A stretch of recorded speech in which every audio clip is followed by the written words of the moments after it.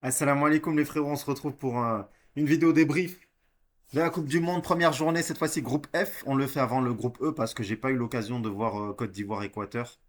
Je me suis endormi, malheureusement. Du coup, euh, ouais, je me suis réveillé que pour Suède-Tunisie au final. Donc, c'est l'occasion de regarder un peu les pronostics qu'on avait fait. 2-1 Pays-Bas-Japon. Au final, il y a eu 2-2. Dans les 5 dernières minutes, les Japonais ont égalisé, on y était presque.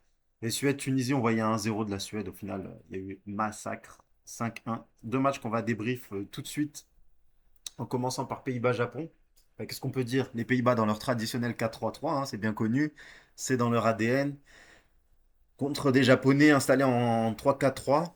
Bon, on savait exactement que les Japonais allaient venir poser une défense comme ça et ouvrir en contre. On a vu les derniers matchs amicaux des Japonais, c'est exactement ce qu'ils ont fait face aux Anglais, face aux Brésiliens. Enfin, ils ont cette tendance tout le temps à laisser le ballon à l'adversaire, de contre-attaquer, d'être des contre-attaques directes, voire fluides, essayer de générer des occasions. Je m'inquiétais par rapport au déficit athlétique, notamment vis-à-vis de la taille, surtout quand on a vu le premier but de Van Dijk. Et au final, les Japonais, ils ont égalisé de la tête. Donc, ça, c'était vraiment imprévu. Bon, qu'est-ce qu'on peut dire sur le match? Effectivement, quand on regarde l'attaque momentum, on a première mi-temps plutôt à l'avantage des Néerlandais qui ont posé le jeu, qui ont fait preuve de patience, jeu court, créé des occasions assez rapidement. Là, celle-ci, je crois que c'est celle de Malen. Après, il y en a d'autres, mais pour moi, c'est pas si franc, hein. Je vois pas pourquoi l'attaque momentum s'excite à ce point. Pour moi, voilà, c'est une domination certes des Pays-Bas, mais très peu d'occasions et plutôt une première mi-temps assez en dents de scie, assez décevante. Et pour moi, c'est vraiment en deuxième mi-temps que le match s'anime et c'est là où justement la supériorité des Pays-Bas se manifeste de plus en plus sur le terrain et se concrétise avec des buts. Là où, bon, quand on regarde les derniers matchs amicaux, que ce soit face à bon, l'Ouzbékistan, ils ont quand même gagné 2-1, mais face à l'Algérie, il y a eu beaucoup d'occasions créées et pas de but marqué. Donc j'avais peur que voilà, les Pays-Bas soient touchés par cette inefficacité, encore une fois, mais non, au final, ils ont fini par marquer le premier but, donc par Van Dijk. Et puis après, magnifique enfin, but de l'égalisation d'abord des Japonais. Une frappe déviée. Donc bon. Là, on voit que vraiment les Japonais ils marquent un but sur pratiquement leur seule action de la deuxième mi-temps. C'est assez rapide, c'est assez efficace, on va dire, mais c'est pas le jeu protagoniste des Coréens, par exemple. Certes, l'adversité n'était pas la même face à la Tchéquie, là, c'est quand même les Pays-Bas, qui sont largement favoris. Mais je trouvais que voilà, les Japonais sont peut-être un peu trop restreints dans ce schéma de contre-attaque, sans pour autant, dans des phases de jeu, se dire, bon ben voilà, maintenant, on va se consacrer 15-20 minutes où c'est nous qui avons le ballon, c'est nous qui attaquons, c'est nous qui... Non, ils ont attendu vraiment d'être à réaction. Donc ils ont égalisé, puis ils prennent un but assez rapidement de la part de Somerville, magnifique. Et là, c'est dans ce momentum-là qu'on attend les Pays-Bas venir marquer ce troisième but et voilà, de se mettre à l'abri parce qu'il y a pas photo, c'est net et sans bavure. Normalement, les Pays-Bas sont au-dessus des Japonais sur ce match-là et ils auraient dû gagner peut-être 3-1, voire 3-2. Et au final, je ne sais pas pourquoi, il y a eu un momentum qui est passé et puis il y a eu un switch, peut-être avec les changements, les remplaçants qui ont été intéressants côté japonais. Donc voilà, les 10-15 dernières minutes, elles étaient exclusivement japonaises, où là, les Pays-Bas voilà, sont restés vraiment dans leur camp assez, comment dire, surpris, on va dire, par le pressing japonais un peu plus haut, et qui avait pourtant pour habitude tout le long du match d'être plutôt en bloc bas, bloc médian. Là, ils ont vraiment exercé un pressing haut, avec une volonté de revenir. Donc, ils sont un peu entêtés. Moi, j'ai trouvé les Japonais avec des centres, des centres, des centres, des centres, des centres, mais des centres aériens. Je me disais, mais jamais ils vont marquer un but de la tête. Mais pourquoi ils font ça? Pourquoi ils s'entêtent et tout? Au final, ils obtiennent un corner et ils marquent de la tête. Donc, chapeau, chapeau à eux. Chapeau à eux. Et franchement, voilà. Bon, bah, bonne réactivité, on va dire, des Japonais. D'un point de vue statistique, bon, qu'est-ce qu'on a? On a en XG, voilà, des XG assez faibles, hein, au final, hein. Très peu d'occasions très, très franches, au final. Frappe de loin des Japonais, un but de la tête sur coup de pied arrêté. Pareil, frappe de loin des Pays-Bas, but un peu sur phase arrêtée. Donc, Au final, t'as envie de mettre un partout balle au centre, bah là, deux partout balle au centre, et puis voilà, hein. C'est les Néerlandais avec la possession de balle qu'ils ont eue. Ils auraient pu se montrer un peu plus efficaces, tant pis pour eux. Voilà. Et ça met en évidence aussi leur défaut d'un point de vue offensif. Parce que défensivement, aussi le marquage, là, c'est pas normal de prendre un but de la tête par les Japonais. Tout le respect, c'est pas normal. Et moi, ce qui me chagrine avec ce groupe-là, on va dire, Pays-Bas et Japon, c'est que ça croise avec le premier et deuxième du groupe du Maroc et du Brésil. Et en fait, ça veut dire que dès le 16e de finale, tu as deux équipes parmi Pays-Bas, Maroc, Brésil, Japon. Ils ont quand même proposé du spectacle qui seront éliminés. Deux parmi ces quatre-là. Dès les 16e de finale. Enfin, c'est triste quand même. Voilà. Bah, c'est le football en même temps. Donc, en 16e de finale, on peut se retrouver avec un Pays-Bas-Brésil et un Maroc-Japon, comme un Pays-Bas-Maroc et un Japon-Brésil. Donc, à voir. Mais voilà. Parce que moi, je m'attends pas justement à ce que ni les Suédois ni les Tunisiens prennent la deuxième ou la première place de ce groupe. Écoutez, qu'est-ce que je peux dire sur Suède-Tunisie? Les 15 premières minutes des Suédois, 20 premières minutes, voilà, ils marquent un but assez rapidement, efficacité maximale, notamment dû à l'erreur du gardien, hein, Chamar. Moi, j'ai trouvé ça, à faire des erreurs comme ça, c'est pas possible. C'est pas possible, on est en Coupe du Monde, on peut pas se permettre de faire ce genre d'erreur. Bon, ils ont été efficaces à partir du moment où ils ont marqué leur premier but là, par Ayari en plus, ex-tunisien, je veux dire. C'est pas un ex-tunisien, mais en tout cas, d'un père tunisien et qui a préféré choisir la Suède. Bon, bah écoutez, il fait le mec qui respecte. On verra un peu plus tard qu'il n'est pas allé jusqu'au bout de son respect. Parce que là, il a marqué le cinquième but, il s'est mis à célébrer, donc j'ai pas compris cette dualité. Peut-être que le premier but c'était par rapport à son père, le deuxième c'est sa mère marocaine qui fait que il se met à célébrer, je sais pas. C'est son deuxième 50% qui fait qu'il a craqué. Qu'est-ce qu'on peut dire? Écoutez, à partir du moment où les Suédois ont marqué le premier but, ce qu'ils ont fait, ça a été simple, de la possession stérile. De la possession stérile entre défenseurs centraux et essayer de faire du jeu direct. Le jeu de passe n'était pas impressionnant. J'ai trouvé les Suédois plutôt, ouais, plutôt tristes hein, avec ballon. J'ai pas trouvé une grande équipe de Suède. À un moment, il y a le cooling break. On voit les Tunisiens, ils n'ont pas une occasion. Pas une occasion avec le cooling break. Il n'y a rien, pas un tir, rien, rien n'a été créé. Enfin, c'est triste. Et là, je sais pas, le cooling break, les Tunisiens commencent à avoir le ballon. Qu'est-ce qu'ils se font? Des petites passes courtes comme ça, à 2 mètres. Bon, bah, ok, enchaînement de petites passes courtes à 2 mètres l'un des autres. Mais dès qu'il y a un Tunisien qui fait un appel, la passe, elle est ratée techniquement. Dès que voilà, c'est pas une passe dans les pieds à deux mètres du partenaire, la passe elle est ratée. Techniquement, c'était d'une faiblesse. Alors certes, Mejbri a repris enfin, le jeu en compte, mais c'était lui qui faisait la plupart du temps des passes ratées.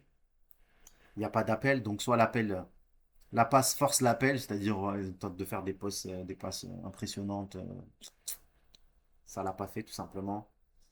Des appels catastrophiques, du jeu catastrophique. Enfin, un 5-3-2 en plus de la Mouchi qui s'est dit bah tiens je vais mettre 5 défenseurs, ça va me garantir une assise défensive. Il n'a rien compris à la défense. Si 5 défenseurs ça suffisait à ne pas encaisser de but, ça se saurait depuis très longtemps. C'est une histoire de bloc, de compact. Faut vraiment être compact comme les Australiens l'ont fait face aux Turcs. Faut défendre tous ensemble, dans des espaces restreints. Faut se donner. Là, la ligne était basse, le milieu était encore plus haut. Enfin, l'équipe a été coupée en deux, les Tunisiens. C'était n'importe quoi. Le fait que ça soit un 5-3-2, bah, t'as forcément les ailes qui étaient laissées nues. Donc, on se retrouvait souvent avec du 2 contre 1 sur le couloir. Franchement, c'était n'importe quoi d'un point de vue stratégique tunisien. Mais moi, ce qui m'a inquiété, c'était vraiment cette phase où les Suédois, ils se sont dit, bah tiens, on va laisser vraiment les Tunisiens avec le ballon. Et on les presse même pas. Ils se sont dit, on va même pas aller les chercher. On va les laisser jouer. Donc, les Tunisiens, ils ont fait leur jeu, le petit jeu de passe, comme ça, passe, passe. Le mec, il est à 3 mètres, ok. Quand il n'est pas à 3 mètres, je rate ma passe. Les Suédois récupèrent, contre-attaque. Voilà. Contre-attaque, but. 2-0. Tu te retrouves 2-0. Faute de main du gardien en plus de ça. Voilà. Pour la 30e minute, tu sais déjà que le match, il est plié. Et après, bah, les Suédois, ils sont revenus encore face de une possession stérile, d'essayer de générer des occasions, mais ils en ont pas tant que ça en vrai. Pas tant que ça, il s'est rien passé. Et après, il y a un petit temps fort, hein, on peut même pas appeler ça un temps fort. Il y a une phase arrêtée où les Tunisiens s'apprêtent à faire une touche longue en faisant monter les défenseurs centraux. Le ballon est rejeté et là, ça revient sur les pieds d'Hannibal Mejri qui fait un centre. Bah, coup de chance, il y a encore un défenseur central qui était dans la surface et met la tête but. Donc là, on se dit, ouais, est-ce que les Tunisiens vont faire quelque chose? Les 5 dernières minutes de la première mi-temps, elles sont tunisiennes. Elles sont tunisiennes, il n'y a rien à dire. Mais en faisant quoi, encore une fois? Rien. Passe, défenseur central, passe milieu, passe trop. Dès qu'il y a un appel, rien. Pas de tir, rien. Pas d'occasion de créer, rien. C'est néant. Zéro créativité, zéro inspiration, zéro jeu de mouvement, zéro fluidité, zéro circuit, zéro rien. En fait, tu fais juste des jeux de passe courtes à un mec de 3 mètres qui est proche de toi. Sinon, tu rates ta passe.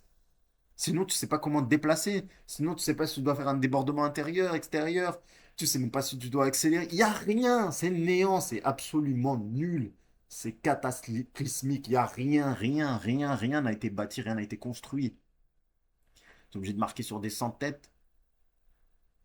Hein, désolé, il y a rien. Il y a rien. Il n'y a pas une occasion. Et là, la deuxième mi-temps. La dinguerie de Skiri 3-1. On en parle ou pas?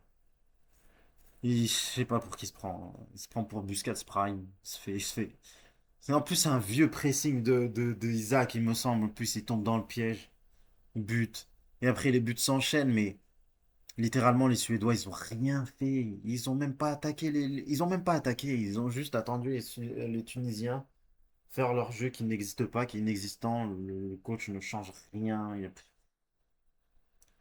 Et du coup, ils attendaient que contrer, hein. Gyökeres, Isaac. Et, la vitesse, franchement, les Suédois, ça se voit, ils sont pas amis avec le ballon. Ils sont pas amis avec le ballon, ils ont marqué 5 buts en 5 tirs pratiquement. Mais si les Suédois sont pas amis avec le ballon, qu'est-ce qu'ils sont? Les Tunisiens, ils sont ennemis. Ils sont ennemis avec le ballon, ils sont ennemis même avec leurs partenaires. Mais c'est quoi cette cohésion de groupe? C'est quoi cette compréhension du jeu collectif? Zéro sens de l'anticipation, zéro sens du sang-froid, zéro sens de... Il y a rien. Il y a absolument rien. C'est le néant absolu, c'est tellement inquiétant parce que le coach ne réagit pas, les joueurs ne réagissent pas. Ça prend des buts sur chaque tir, le gardien il est catastrophique, c'est Marwan en fait, il est pas à son poste comme dans FIFA, il a le truc rouge là. C'est quoi? Mais c'est qui ce mec? D'où vous l'avez sorti lui aussi? Je sais même plus, franchement je sais même plus quoi dire. Je sais même pas quoi dire de cette équipe. On parle de Suédois qui sont cadavériques, qui sont catastrophiques normalement. Et ils ont même pas forcé. Et ils ont même pas pressé. Isaac, il avait les mains sur les genoux à la 50e minute. Il était hors de forme. Il était mort. Il n'y avait même pas besoin de courir. Il n'y avait même pas besoin de les presser. Le rythme proposé par les Tunisiens était lent, nul, honteux, indigne. Il y a une base technique. C'est facile de faire une base technique quand tu fais la passe au mec qui est juste à côté de toi et que t'es pas attaqué, t'es pas pressé. Mais dès qu'il y a un appel, dès qu'il y a un truc, tu fais rien. Tu rates toutes tes passes. Les contrôles, ils sont catastrophiques. Les jeux sur les ailes, il n'y en a pas. Il n'y a pas de débordement, il n'y a pas de jeu un contre un, il n'y a pas de dribble, il n'y a rien. Il n'y a pas de centre, il n'y a pas un mec attaquant pivot pour mettre la tête, il n'y a pas quelqu'un qui récupère la balle, qui temporise, qui fait monter le bloc, il n'y a pas de mouvement sur les côtés, il n'y a pas de mouvement dans l'axe, il n'y a pas de mouvement, il n'y a pas de ressortie de balle intéressante, il n'y a rien. Tu peux pas te présenter à une Coupe du Monde, t'as rien.